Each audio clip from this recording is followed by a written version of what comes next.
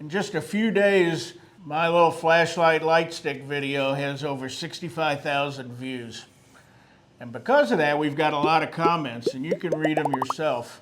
But I'd like to answer some of the questions just to help the players that have asked these questions, because I'm sure others have had the same questions and comments. And my goal in doing these videos is to help you learn to play better golf. With my normal schedule, in the summer I can see 30 or 40 people in a week. And now I can see thousands of people. Yeah. And so I think it's great. I've done this for a long time. My interest here is to help you play better golf. And by answering some of these questions, I think I'll help some of you. This is a really good one. This is about which of the two mistakes Ed mentioned would cause hitting behind the ball, like hitting it fat. Yeah, the two mistakes we mentioned, you can only make two mistakes. Either make a path mistake or a club face mistake, or both. And it's the path mistake that causes you to hit fat or thin shots. The easiest way to show you this is with my hula hoop. If I have a hula hoop on this angle, you can see it'll bottom out at the ball perfectly. But if my hula hoop starts to point to the right too much for a right-handed player, then my point of bottoming out is farther behind the ball. And so with the flashlight, you can see if that's your mistake or not. So my flashlights, if I'm going back this way and then this one's pointing way over as I go back, that's going to get me going that way and bottoming out. Most of my students get told, they're too much on their back foot, and that's causing them to bottom out behind the ball. They probably are too much on their back foot, but the more my swing goes under and to the right, the more my weight automatically stays back there. So I still believe that if you can get this light from here to here, working correctly on this line, on this target line, it'll eliminate those fat and thin shots. You'll transfer your weight correctly, automatically, and if you improve your path, you'll improve your point of contact. This is another good one. So this is talking about how Jon Rahm is very flat or laid off at the top of his swing, yet he's still one of the best players in the world, arguably number one, depending on when you're watching the video. Yeah, this flashlight stick, there's not one way to swing a golf club. And so everybody needs to understand that. So is Jon Rahm flatter than this flashlight drill? Yeah, he is. My opinion, being flatter is a better mistake than being steeper. So with most tour players, you'll either see them pretty much on this target line with their shaft, or you will see them flatter at some point. Sergio Garcia on the downswing would be a very good example of that. Do some players, is being flat a good thing? Well, what it will do is it'll definitely make your swing path generally go to the right. But one of the interesting things about Jon Rahm, if you look at his TrackMan numbers that I've seen anyway, is even though he is flatter on the way back and the way down, he's actually still swinging to the left with his club path, not to the right. And so I think he saves it at the bottom of his swing. He's a very talented player and a talented athlete. And so I think he plays good in spite of being flatter than this flashlight stick, not because of it. But that's the other thing, is that there are so many ways. I mean, if you look at a swing like Jim Furyk's, I mean, you would never teach your kid to swing like that. But you could argue that if looking at TrackMan numbers, Jim Furyk's the best player that ever lived if you look at his impact numbers. And if you look at his career money earnings, almost everybody in the world would like his career. Tiger might be the only one that wouldn't. So there's a lot of ways to hit a golf ball. What I'm trying to show you with a training aid like this is a very simple concept, especially for beginner players and intermediate players that are making big mistakes with the path of their club, that this is a great tool to learn how to use your arms and hands correctly and have a concept for what a correct swing plane is. Okay, we got another great question. This is about using the LED versions of the Maglite instead of the incandescent bulbs. You can use them if you want. I've used both. We were trying to make the cost of this training aid under $35, and the LED flashlights cost about $25 a piece, so it would jack up the price of your training aid, but they'll work just as well. To change it to a $50 So training will the aid. questions that we get about, man, can I use a laser pointer? Sure you can. You can, any visible light source through this will work out great. I've just found for most players, especially players that need big improvement, this wider beam from the flashlight's easier to see and just works better for most Absolutely. people. And probably the other big thing is to make sure that you can operate the flashlight from the outside, so you don't have to take the flashlight out every time to turn it on, because that'll just prevent you from wanting to use it. That's exactly right. Yeah. So this is a pretty long question, but the general idea is that if the club were a straight line, wouldn't you be actually working on shining your light through the hosel instead of the club face? Yeah, and you do. So that's a great question, and the guy's right. If this represents the shaft of my club, you can see that the shaft runs through the hosel of the club on your irons. And so even though we're using alignment sticks here indoors, if I was to be perfectly correct, the target line's actually as wide as the club head. And so we're really shining this light on the inside edge of the target line, and the club head would still be away from that. So, but as a general principle and a general concept, for most people, you just need some sort of a target line reference, and things will work out just great for you. Someone's asking about the length of the canes on the floor, which I think they're talking about the alignment sticks we use for the target line.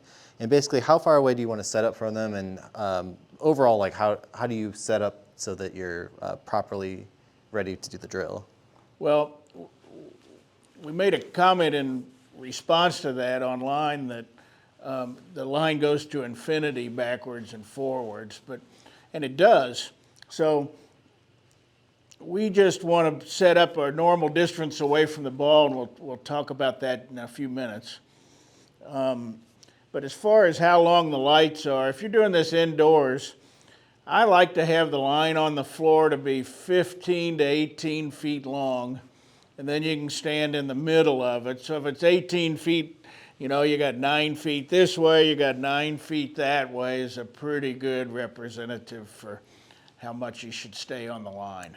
So a lot of people, the golf swing's a circle, but a lot of people think that should go inside going back, but it shouldn't. It should point at the line, and I'm pointing at my TrackMan or way underneath the line, way back here on the wall behind us. So it goes to infinity all the way out here, and the same thing through as I go that way. So I like to have 15 to 20 feet of a line on the floor to practice. So this one's about determining the distance of how far you want to stay away from the ball while you're doing the light stick drill.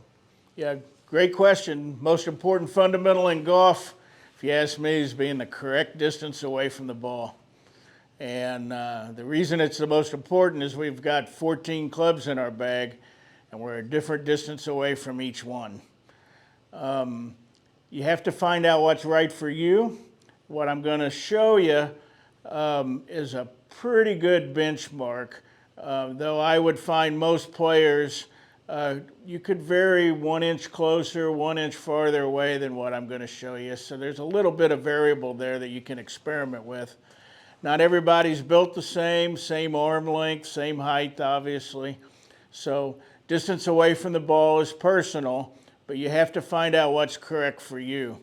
As a general guideline, though, you want the club to sole flat on the ground, and this end should point for a male player at their belt buckle, about an inch below your belly button.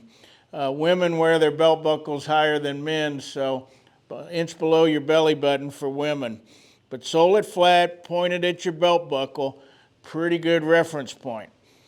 As I do that, for me, sole flat, points at my belt buckle. You can see if I lower this handle, it'll hit me just an inch or two above my knee. That's another pretty good guideline.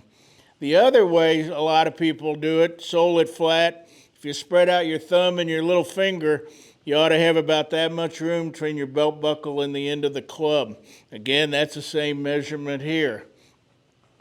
Driver is the same measurement. Here I am with driver, hits my knee, points at my belt buckle. I can spread this here, and I got that same room there too. And so if you watch on television, almost all the tour players, you will see as they set up, especially with driver, just watch where this points. You'll see it goes right through their belt buckle. And then if you're using the flashlight, once I find that distance with driver, if you put a little piece of tape on the floor where your toe is and mark it driver, you can set up every time without measuring. And then any other club you'd like to practice with, this is a 9-iron, then I could put a piece of tape on the floor here and I know I'm using a 9-iron. But check out that end of the club pointing at their belt buckle. A couple exceptions, there's always exceptions. Jim Furyk's much closer to the ball than that. Hardly has any room here between his hands and the club. In my opinion, that's one of the reasons why he tends to go that way on the backswing, because he doesn't have room to do a traditional backswing. Jon Rahm's very close to the ball as well. Viktor Hovland, though, if you'd watch him, he's really he's even farther away than that. Bryson DeChambeau's even farther away than that. So is there one way to do it? No. And you have to find out the way it's best for you. This is a good question. So this is about, is this style of swinging applicable for all different swing methods? Yeah, I believe it is, because what this is trying to teach you as a player is the correct shaft angle during the swing.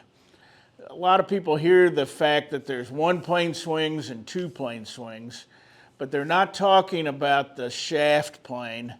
On those, they're talking about the arm planes and the shoulder planes. So a one plane swing, my shoulder angle and my arm angle are the same. And then on a two plane swing, my arms are on a steeper plane than my shoulder plane. And so either one of those can work, but regardless of whether you're a one plane swinger or a two plane swinger, the position that the club's in is the same regardless of that technique. Same thing for the stack and tilt guys that stay on their front side the whole time. They still have to swing the shaft on these correct positions. So regardless of how you're swinging with your body, the club is still the model for the golf swing. And so I believe that swinging this flashlight can help anybody. A lot of you guys liked Ed's story about don't ask me how I know that when it comes to losing the flashlight out of the end of the light stick. Yep, don't ask. I've just heard hundreds of stories over the years. People that didn't secure these in there tight enough, and then when they made a full swing, this tip in goes really fast, and they sling it through their television. I've heard even some players have swung it through the wall. Is that correct? Yeah. Ed taught me how to make the light stick when I was about 8 years old, and I think about a month into training, I was getting some speed built up, and the flashlight went right through the wall. I had to fix the drywall. Yeah. It happened again a couple years ago, so yeah. I didn't learn my lesson. And honestly, we've had 65,000 views already on this video, and that was the first person that caught that comment that I made about don't ask me why I know that. But I've heard hundreds of stories of people through the televisions and through the wall and hit their wife, so yeah. Be careful. My advice would be swing slow and just use it as a training aid. Don't try to hit balls.